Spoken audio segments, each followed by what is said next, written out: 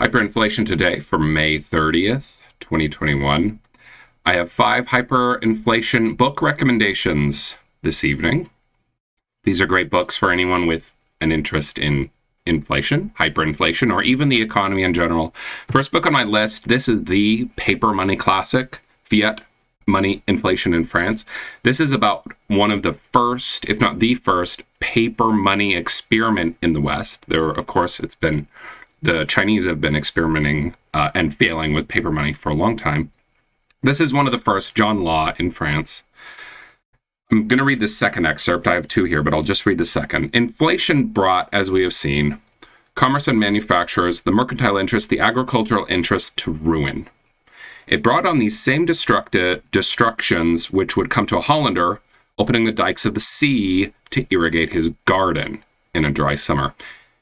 The inflation ended in the complete financial, moral, and political prostration of France, a prostration from which only a Napoleon could raise it. Paper money is something that can destroy a nation or damage a nation for years or generations, or even in some cases permanently. And France was a bit lucky to have a Napoleon to kind of conquer Europe and bring back some French relevance after a terrible, terrible accident like destroying a nation's money, especially when all their neighbors and everyone else in Europe still had sound money. So this was an early experiment, a much smaller experiment than the one we're going through today, but it really does bring you back to the first time when Westerners tried paper money inflation. This one is fiction, The Mandibles. It's about a family. It encompasses about an entire generation. So you have different individuals throughout this generation, and they're living through a great American crisis that begins actually with a debt default. And I think this is an actual default. This isn't just a default through hyperinflation, but it doesn't really matter because the results are similar, and the results are a lot of financial repression, and we're already seeing that today. There's a demographic crisis that's also explored in the book. Now, this is the baby boomer demographic crisis. So this lady who wrote this book, she did a ton of research for this book and really does manage to create an apocalyptic novel that covers everything. And there's really very little that she hasn't considered. And you can tell she's done extremely deep research into this. Some more of the themes that are covered in this book is kind of a digital currency, slavery. They've got microchips in their neck, and the money on their neck, microchips, is actually got a negative interest rate. So this was something that we've really only seen within the last 10 years is negative interest rates. Now, this actually seems to already be reversing now. Interest rates are up. Another theme that I really like is sort of the control through fear, what is often called fear-based mind control, where you're actually controlling people's behavior through fear, often irrational fear that's being created through kind of a media complex. So there's a bit of that going on in here, and it's very, very good the way she encompasses sort of this control through fear and fear-based mind control, especially through the latter half of the book.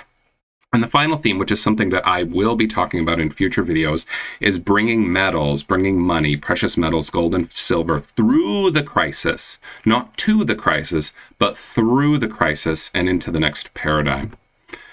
The Hyperinflation Survival Guide, this is a newer book written in the late 80s. Now, the hyperinflation that this author or these authors predicted, which they predicted as imminent, did not happen.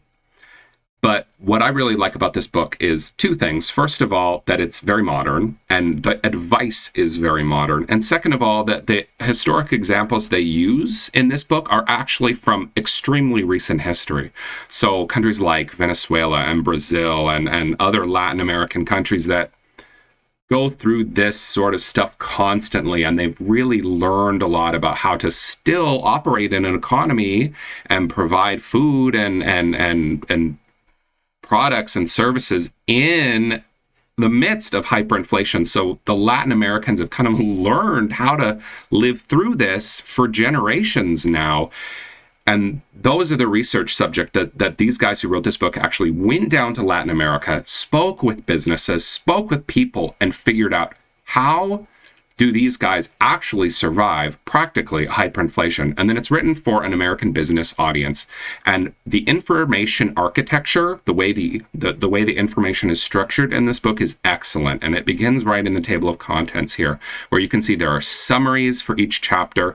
You can see in these excerpts that you've got bullet points and subtitles. They actually use highlighting to draw your eye to very important parts. It's excellent communication, and you really don't see this in the older hyperinflation books or older economic books in general, where it's so dry and long. But this one really, for the audience that it was written for, they've done an excellent job in the information architecture of this book. This one is a reference book, an analysis and history of inflation. If you're able to find a copy, get it. I don't own one. You can't get it online. I've had to get mine from the library. But what's great about this book, I have a complaint about most books written on hyperinflation because they always use Weimar Germany.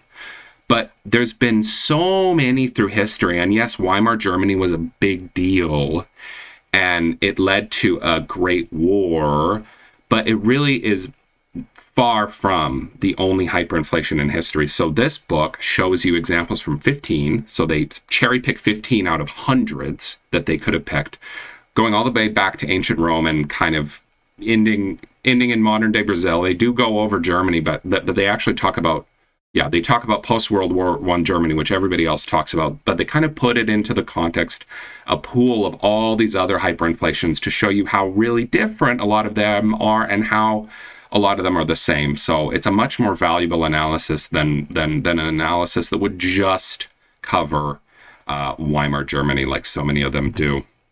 Finally, this is my favorite book on the list, Dying of Money. This one is about Weimar Germany, but it also brings it's about the American inflation, they call it, and it actually frames the American inflation as something that happened in the past. They do this interesting thing with sort of time warp that kind of makes you feel like you're in the future, even though the book was written quite far in the past.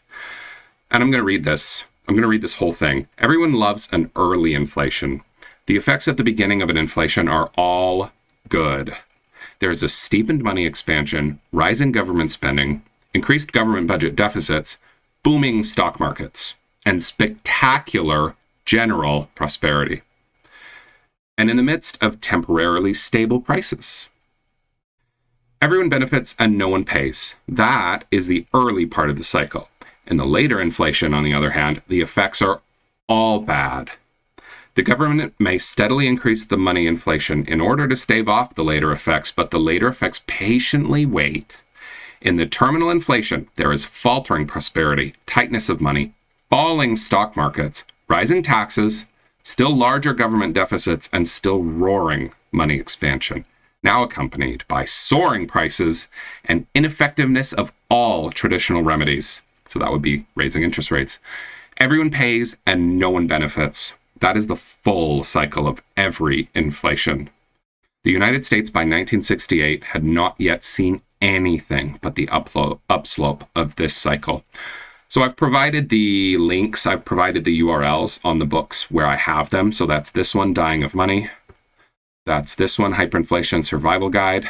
And that's this one, the first one, Money Inflation in France. So those 3 books are available now in PDF, so you can read these right now. And these other 2 you'll have to find at the library, the Mandibles and an analysis and history of inflation. And these really are the best of the best, in my opinion. In a way, they're all required reading, even arguably the fiction one. These are the ones to begin with, these 5. Especially an analysis and history of inflation, if you can find it. So if you're interested in the subject, or you know someone who's interested in the subject, or you want to get someone interested in the subject, drop some red pills deep in their brain, these are the 5 books to go with.